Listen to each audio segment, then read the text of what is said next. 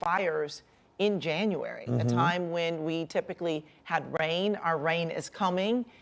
In fact, this weekend we are expecting the rain, but then there may be a problem as well. If we get too much rain, there could be mud, debris flows, and even more damage possibly to homes that survived the fires. We have at least seen one home that was really almost broken in half as the land was shifting in the Palisades because of the ground shifting. And so now we brace and worry about rain coming and what type of damage could happen from that, although we do know that we need rain to help with the fire danger, but too much would certainly not be a good thing. This is incredible, Amy, what we're watching right here. I cannot remember the last time I saw live pictures coming in. You see Marine One, I keep on calling it Air Force One. You see it right there in the shot. These are live pictures being brought to us. So we're gonna get a sense of exactly, I think, what President Trump is going to be seeing in just a few minutes there, because these Ospreys are clearly sending back a signal, a picture.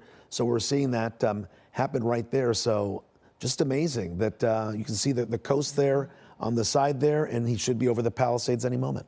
That's right. And while we're watching this, our own political reporter, Tom Waite, is at that roundtable at the fire station where the roundtable is taking place, as we've been talking about that roundtable that's happening today. And Tom Waite is there. Tom, it looks like there are a lot of people there ready to speak with the president. And I see you looking up, Tom. Can you see him? Yeah, that's right. Hold on one second. I'm going to jump in, guys, real quick. We can see it. Yeah. So there it is. Marine One, I believe, is flying right above us right now. That the president arriving here now, and we're right along Sunset, across from the fire station where President Trump will be having that roundtable, and yeah, just dramatic sort of flyover there, right? So the president will be landing there just in the distance, and that's where he'll be speaking with some of the impacted families here in the Palisades. To give you a sense of where we are, where the Ralph's was.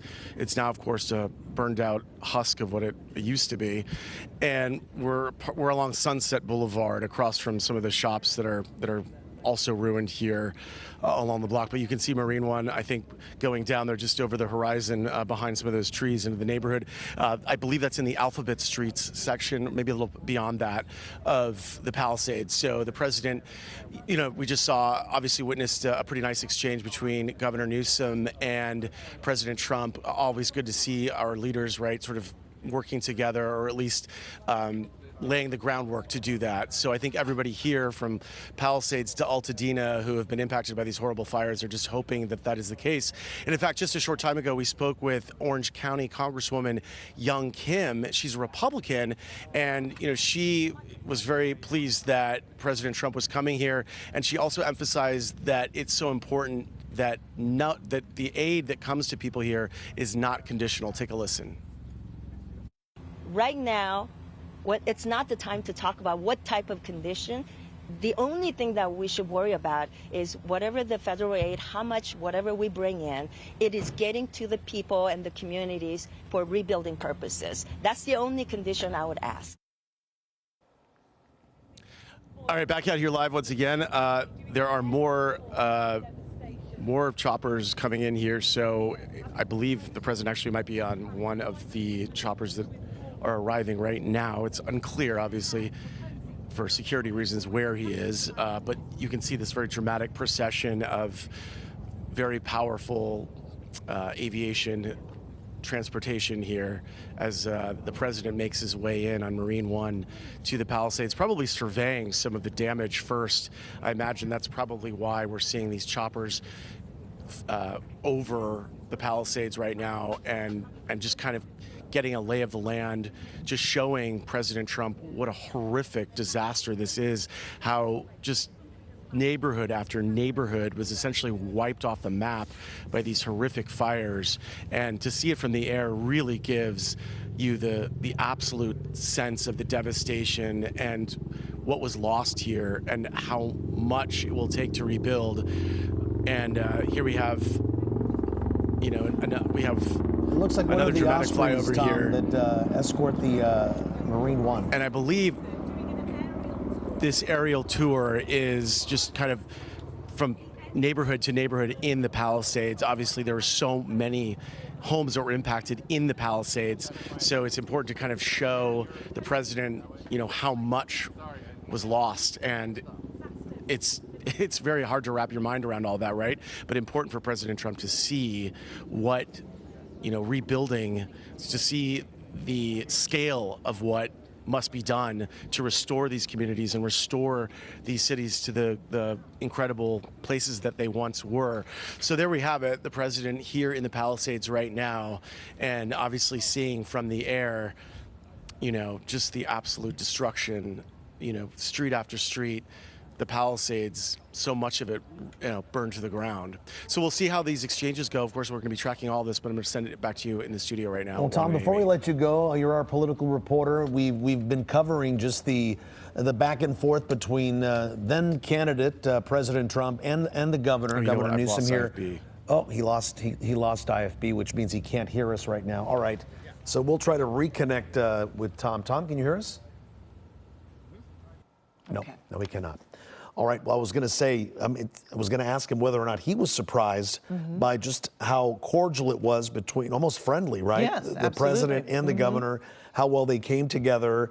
And it seems like the president, at least in that conversation that they had, that he didn't talk about any conditions or talking about the fish or anything like that, or how water is being brought into Southern California that may or may not have helped the firefight here. But once again, these are live pictures from those Ospreys that you see there that are escorting Marine One over the Pacific Palisades here, again, getting an aerial tour of the devastation caused by the fire that broke out almost 2 weeks ago. And this is, I think, the president's first real. He just was inaugurated on Monday. Yeah. And here he is on Friday already in Southern California. And it looks like things are going to be at least looking pretty good for us. That federal aid will continue coming because the president was saying maybe FEMA needed to be reworked and that the states had to be responsible for themselves. But there was no word of that. And, what a welcome sight if you are someone who has lost your home, to see the president here, to see him working with the governor and listening to our city leaders, to the mayor and Supervisor Barker, and listening to the police chief and our firefighters who were out there battling these deadly wildfires, and to know that he is here.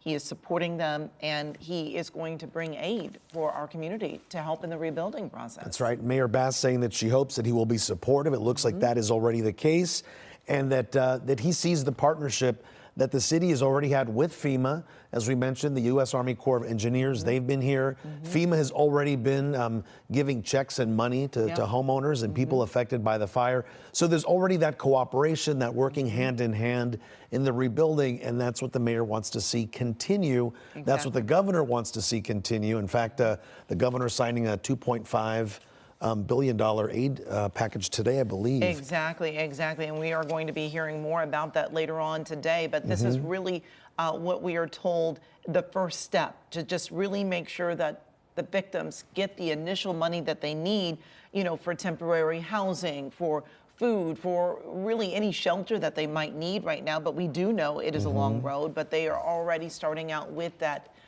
money, and they are trying to get that to them immediately because so many people are in need of funds right now. Yeah, more on that aid package. It was signed yesterday, not today, by Governor Newsom. It was in Pasadena where he signed that aid package that would direct $2.5 billion in state relief and recovery funding to the fire areas. And the governor also saying that he hopes that this continues here, that we continue getting more aid, because he's only touring the Pacific Palisades area this afternoon. Then we have the whole Eaton fire in the San Gabriel Valley in Altadena. That's just a whole other, just area that's seen so much loss and devastation. As we've been featuring here on KCAL, families who've spent generations in the Altadena area, homes that have been passed down from grandparent to parent to child, wiped out. And a lot of these families already saying that they possibly cannot afford to rebuild. So the fact that, that there's money coming in, hopefully that those families can get that. I know we were reporting yesterday, Beyonce, the singer Beyonce, she donated $2.5 million to aid specifically to help the Altadena area. And really, I think that the message in all of this is that there is help. There is help on the way for the victims of these fires, and we understand that it's not just people who lost their homes, but those that have lost their businesses, and then those also who have had their homes damaged that are right now in temporary housing that need their homes cleaned up. That, you know, it is going to be a long road, but that it can be done, and that there will be help to help them get through this time and get what they need, because there are going to be so many people all at the same time looking to rebuild, and the resources will be there for them. So it is good to see that. What you're looking at right now is a live look from the aircraft there that is flying with Marine One and those Osprey that are taking President Trump around the Palisades fire area where so many homes were lost. You can see some of what the president is able to see right now. I think that might be that mobile home park there, Amy, in the shot there that was devastated also by the fire. A lot of people thought it was interesting that there would be a mobile home park in the Pacific Palisades in the Malibu area, but those are $1 million mobile homes and all wiped out by this fire. And we're seeing more of that devastation there along the coast. So for the folks watching us right now, you can see more of the devastation there too. You are getting a live look at exactly what President Trump and the First Lady and Governor Gavin Newsom are looking at in real time. And the loss and the devastation is great here in the Pacific Palisades. Absolutely, and he's getting this bird's eye view of the damage. And then we understand that the president will be on the ground with 3 homeowners who have been impacted by this deadly wildfire here, and we'll get to see up close and personal not only that bird's eye view, but he will also be on the ground. He will see the damage firsthand before then going to that town hall meeting that is taking place with the mayor, with the county supervisor, so many representatives, as well as firefighters and the police chief. I understand there's also someone there with the water district and someone with the forest department, and they will all really be giving the president information about what happened and what they need. Yeah, there's a flyby from our Tom Waits camera right there. That's one of the Ospreys you see right there. You were mentioning the director of the Water and Energy Policy Center. That's Ed Ring. He's going to be there. And as you mentioned, lots of congressional representatives. Vince Fong from the 23rd Congressional District will be there. Kevin Kiley from the 20th Congressional District. Darrell Issa from California's 3rd Congressional District. Young Kim, which our Tom Waits just spoke to. She's from the 48th Congressional District. She's already there. Tom McClintock from the 40th Congressional District. And George Whitesides from the 5th Congressional District. So a lot of support from here from California. The president is going to be with them all, and we're going to be able to listen in on that roundtable. And hopefully by the end of the afternoon, before the president heads back to LAX and then off to Las Vegas, hopefully we'll get some sense of what will be coming our way in the next few days. And our Tom Waite is there. He was able to see from the ground, looking up, seeing the president do that really that flyover there in Marine One to get that firsthand look of the damage. And Tom, we were talking to you a little earlier. We know that you had some IFB problems. You couldn't hear us talking, but Juan was asking you about, seeing the governor and the president interacting the way they were, and the president really, offering that FEMA support. Yeah, and it was interesting because just hours prior to making those comments and to see that cordial exchange, President Trump was saying in North Carolina, kind of repeating those false claims about water being transferred through some sort of valve to Southern California, that would have had some sort of impact on extinguishing the fire here on the night that the inferno raged, which fire experts, the firefighters, every person we've spoken to says that's just not the case. That fire that happened, that started on that Tuesday, it was a raging inferno that could not have been stopped because of the conditions. Now, what we saw from President Trump with Governor Newsom on the tarmac at LAX, a completely different exchange and a different tone there. So hopefully for the people who have lost so much, that's what we continue to see play out. An effort by both Newsom and Newsom and President Trump, getting along, working together, and putting differences aside. Obviously, both sides, Governor Newsom and President Trump, have said, have attacked each other. But now is not the time for politics, as we've heard from fire victims. Just last night, I was in Altadena speaking with a man who, his home burned to the ground. And as President Trump, I'm sure, is touring, by air, escorted by the Ospreys, I'm sure he's seeing just how incredibly mind-boggling this loss is, and how many families have nothing, and they are starting from scratch. They're sifting through debris, trying to salvage just anything they possibly can. They appear to be kind of moving perhaps in a circle. I believe in the distance right now, I see the president's chopper. It's hard to know exactly which one he's in, obviously, for security reasons. They don't have us, we're going to pan off and try to get it for you. This is another one of the choppers that has been circling, and then, of course, escorted by the Ospreys. And it's just a dramatic sort of scene, seeing the President of the United States, moving through this area, which it's still so raw here. I mean, it's still so emotional. This is barely the process of rebuilding. It hasn't even begun yet. I mean, we're talking about it, but people haven't even been able to get back to their houses in many cases to just see what, if anything, they can even find. So it's just a very emotional and it's a very raw place to be. This is a place, it's an open wound right now, and people are suffering. And hopefully what we're going to see is more of what we saw on that tarmac, right?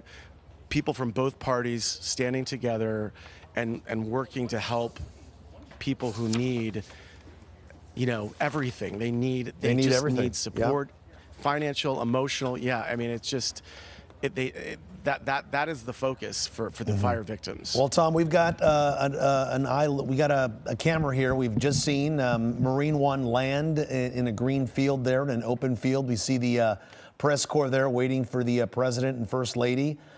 So he should be coming out of Marine One in just a minute. There's a motorcade of vans that will most likely take him into the disaster area. And you're right. Speaking today, Newsom had said earlier that he was grateful the president was coming here to the region, and he was hoping to meet with him, which indeed he did. We saw that happen live here on KCAL. And he wanted to make sure that the federal government was here for California, because the need, again, is going to be great over the next months and years to come. Yeah, and it's important to mention that, the governor didn't have anything scheduled with the president. No. The president was not planning to meet with him. And so when the governor showed up at the airport there, we were hoping that there would be a cordial interaction. And it was great to see that it was, in fact, cordial, and the president agreeing to give the state support. All righty, here we have yet another helicopter landing. Tom was saying he wasn't sure which one was Marine One and which one the president was in, for obvious reasons. We're now being told by the booth, and this is, again, this is live television happening here. This may be the helicopter where the president, first lady, and Governor Gavin Newsom are in.